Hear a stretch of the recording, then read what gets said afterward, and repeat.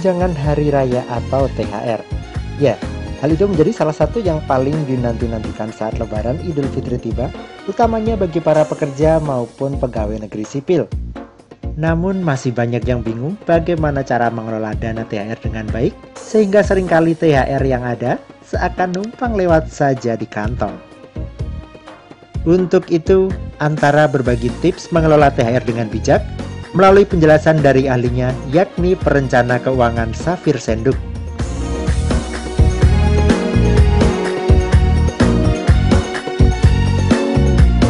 Buat saya adalah kalau Anda bisa menyisakan THR tersebut untuk ditabung dan diinvest buat bulan depan, buat bulan-bulan akan datang, it's okay, bagus ya.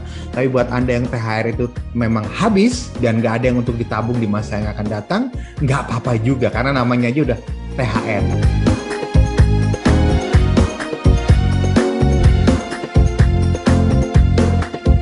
THR kalau bisa nggak perlu habis, kenapa mesti dihabiskan ya? Yang namanya THR ya udah kalau bisa ya ada sisa dan sisanya itu kita bisa tabung, kita bisa invest untuk bulan mendatang, untuk bulan-bulan mendatang lagi dan seterusnya. Dua-duanya oke, menurut saya nggak ada masalah. Nggak ada masalah. Ya kalau misalnya THR-nya nggak habis ya kenapa mesti dipaksa untuk habisin kan? Nggak ya. Jadi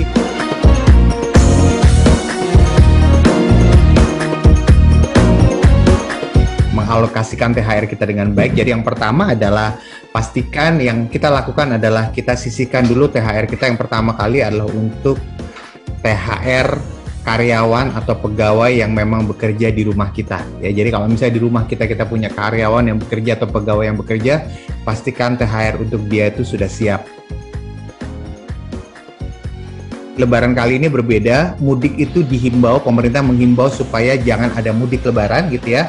Nah, jadi saran untuk mempersiapkan dana buat mudik lebaran ini saya tiadakan. Kita langsung masuk ke yang berikutnya adalah siapkan dana untuk acara halal bihalal di rumah ya.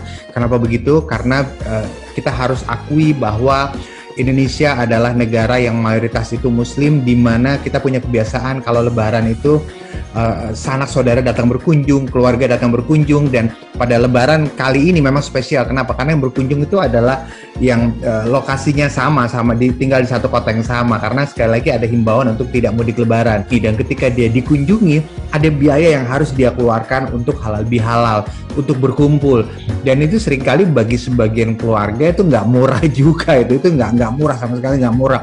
Mereka harus siapkan makanan dan lain sebagainya, dan kadang-kadang dalam satu hari kunjungannya itu bisa berkali-kali sehingga makanan yang disiapkan tuh harus agak-agak banyak.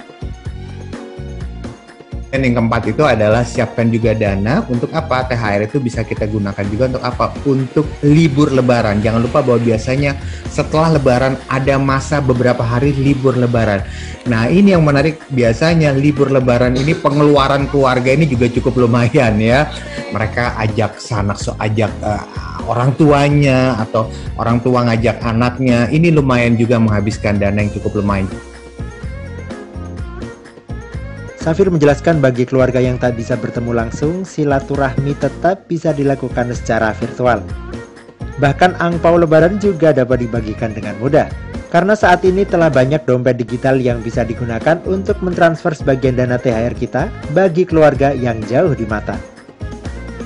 Jadi meski di tengah situasi pandemi, silaturahmi tetap berjalan lancar dan THR bisa termanfaatkan untuk berbagi dengan sanak saudara seperti di hari-hari normal biasanya. Tim Kantor Berita Antara mewartakan.